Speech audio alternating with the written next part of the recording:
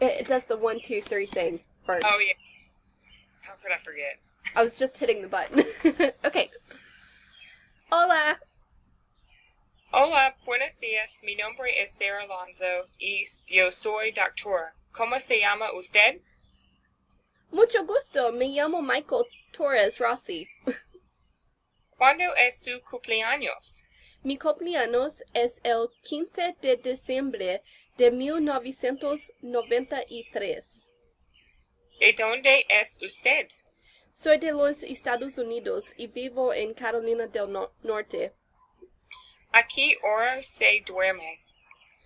Me duerme a las 8 de la mañana y yo trabajo de noche. ¿A qué hora se despierta usted? Me despierto a las 3 de la tarde. ¿Usted se baña por la mañana o por la noche? Me baño por la mañana después del trabajo. ¿Hace cuánto que tiene estos problemas de hipertensión? Hace 5 meses que tengo hipertensión. Hace 5 meses. Oh, sorry. ¿Hace cuánto que tiene estos Wait, I'm lost. Is it tomo algún medicamentos? Sí, yo tomo una pastilla todos los días. ¿Cómo se llama este medicamento? Se llama Metoprolol.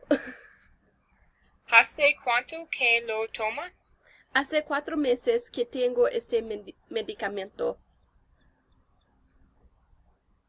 Yo tengo diabetes y me duele mucho. Quítate la ropa y ponte el camisón. Siéntate en la mesa, por favor. Sí. Está bien. ¿Qué te duele? Me duelen los pies y las piernas. ¿Cómo es el dolor? El dolor es agudo y constante. Me importa la salud de mis pacientes. Tu dieta es muy importante. Te necesitas que come comida sano. ¿Le gustan los vegetales? Sí, me gustan los vegetales. No come mucho carbohidratos y azúcar.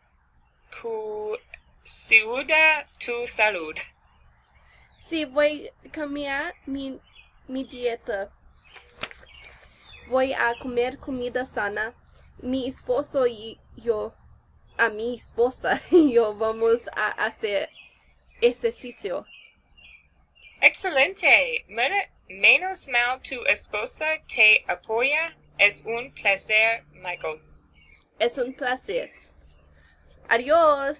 Adiós.